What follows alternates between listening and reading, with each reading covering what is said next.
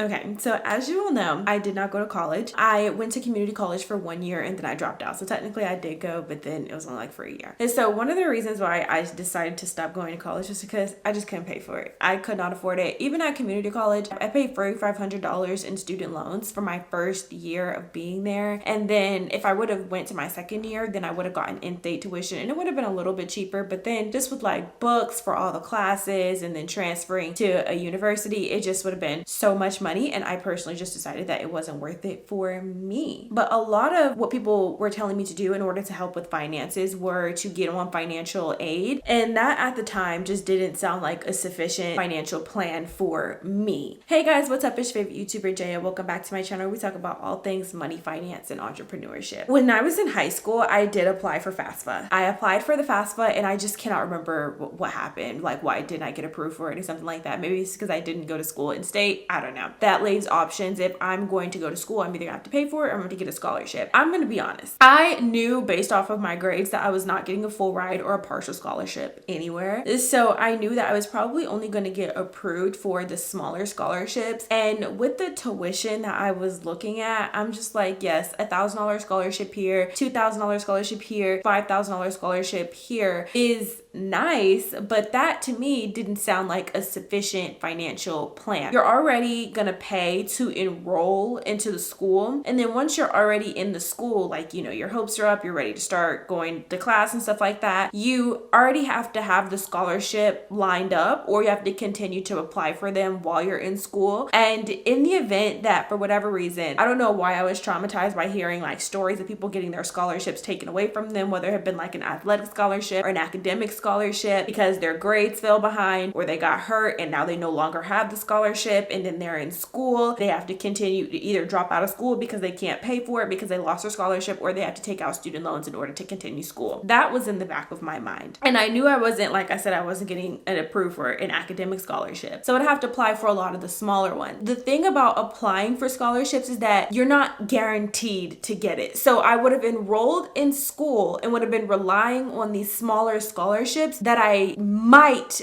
get approved for, even though I'm already enrolled. So in the event that I don't get approved for the scholarship, then I'm still liable to pay by taking out student loans. And so if I just came to the conclusion that I don't want to pay student loans to go through school, I'm going to use scholarships. My thing is, well, what if I don't get approved for the scholarship? And so that to me just rang a bell that a scholarship is not a sufficient financial plan if this is something that I'm going to be able to continue to do long term. I'm talking about 4 years of school that I need to be paid through. And even if I were to get in-state tuition is still, it's significantly cheaper. I will give you that. Okay, it is so much cheaper, but it still costs thousands of dollars along with books and all the other things that come along with college. I remember having to pay to take a test at one point. I already don't want to take the test and you're telling me I have to pay for it. This is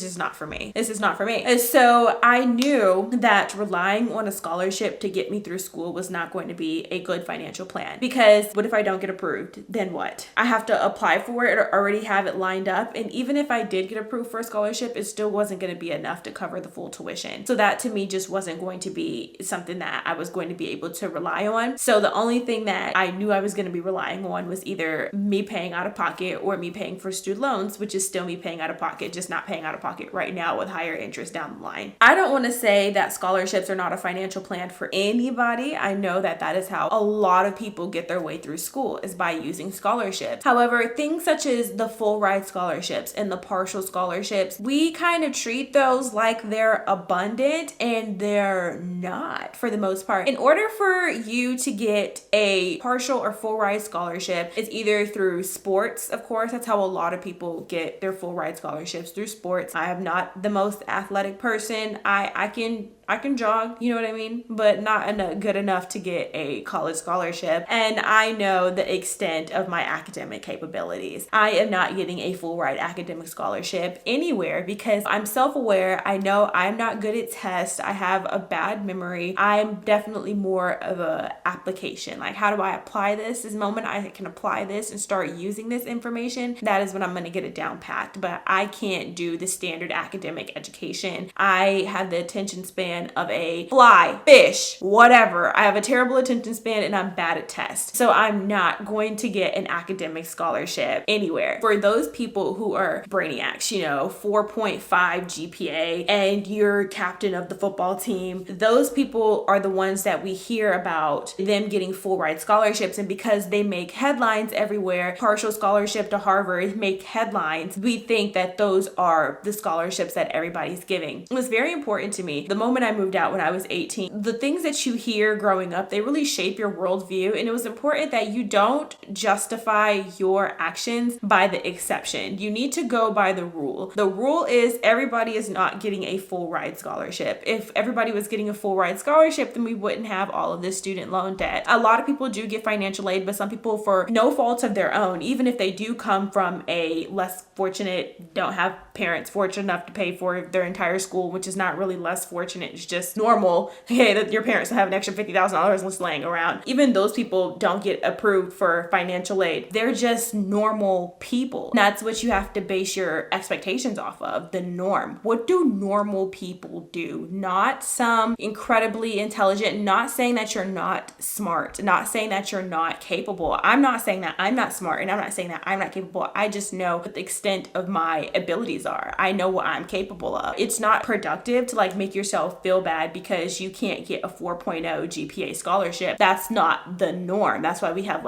averages and grading curves and stuff like that. The normal person gets, a 3.2 GPA. You made some A's and B's, you passed, you tried your best, but they're not going to be getting a full ride scholarship to any college of their choice because they're not the top of the chain academic person. And that is completely okay, but puts you at a point where, how am I going to pay for school? I'm either going to have to take out student loans or I'm going to have to use scholarships. And scholarships are great, but scholarships are most likely not going to cover the full extent of your tuition. And typically when we're talking about, well, this is the price and it's not going to cover all of it, if it's a 20% off coupon, something that's $80, it's fine. But if we're talking about 20% off of $30,000, that's still a big chunk that you have to pay by yourself. And if student loans took care of 20% of your tuition, that's really good. But that's still a large portion that you have to pay off by yourself if you get approved for those scholarships in the first place. So this is not advice. Apply for all the scholarships. Apply for every single scholarship that you think you see that you can get approved for, and try your best so you don't have to pay for school by yourself. But to me, it just didn't seem like a sufficient financial plan to carry me out the 4 years or 6 years that I would have been going to school. But yeah, just some food for thought. In the meantime, stay strong. Bye, guys.